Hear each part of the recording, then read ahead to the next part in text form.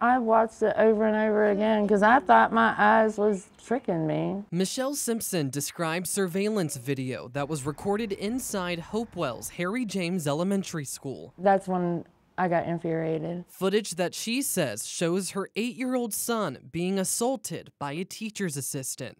It happened August 11th, 2022. As noted in a police incident report, the video appears to show the child backing away when Kevin Johnson strikes him with his hand on the side of his head.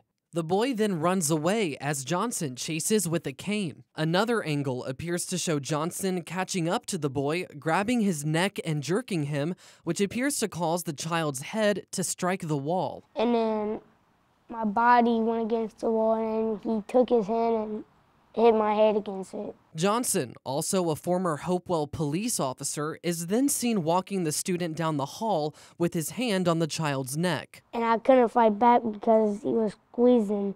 I was trying to get his hand off. According to the school's restraint report, before the alleged assault, the boy, who was under a behavior intervention plan at the time, antagonized another student in a classroom.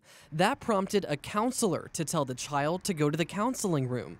The student complied with the order, but then came into contact with Johnson in the hallway before he reached the counseling room. After the incident, the boy was seen by a nurse for neck pain. There were no marks. The school's principal determined that Johnson's physical restraint of the child was unsanctioned and that no student behaviors justified Johnson's actions, including to prevent a student from harm. Hopewell police got involved 24 hours later after the principal reported the incident to Child Protective Services. A detective spent several days reviewing evidence and told the child's mother that they wanted to arrest Johnson. Simpson shared with us her interview with the police. Take a listen. We want to take out charges. Right. However, the CA's office also has to look at the case, and they agree to prosecute. The report ultimately states that police, the deputy Commonwealth's attorney, and a magistrate all decided there was probable cause. And on August 23rd, 2022, Johnson was charged with misdemeanor assault. I think the video kind of speaks for itself. CBS 6 legal analyst Todd Stone viewed the footage, and he agrees that sufficient evidence exists. What I see is a slap of the student, and then the student ran after that. So that's the sort of thing that would normally go before a judge and have a judge decide. But that never happened.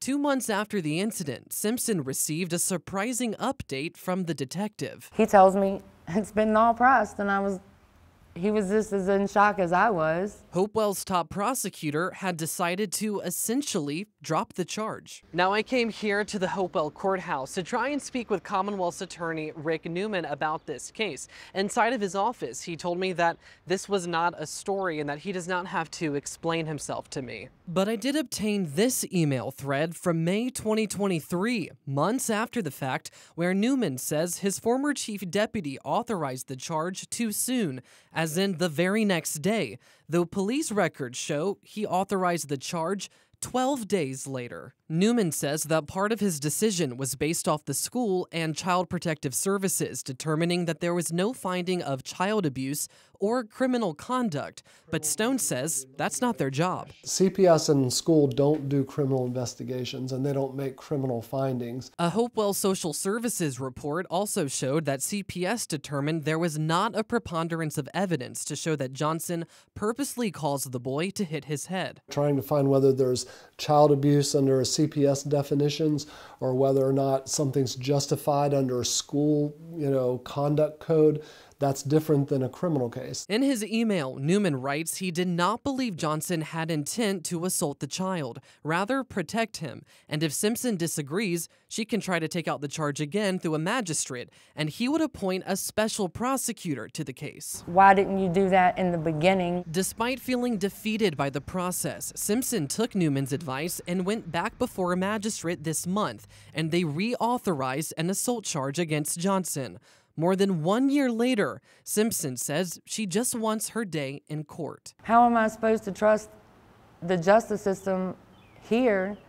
Hopewell City Schools says Johnson never returned to Harry James Elementary after the day of the incident, and he officially separated from the division in December. Now, I asked Johnson for a response to the charge against him, and he says since this case is active and involves a child, it would be inappropriate for him to comment. We also asked Newman if he plans to request a special prosecutor for this case, like he said in that email, but we have not heard back. In the studio, I'm Tyler Lane, CBS 6 News.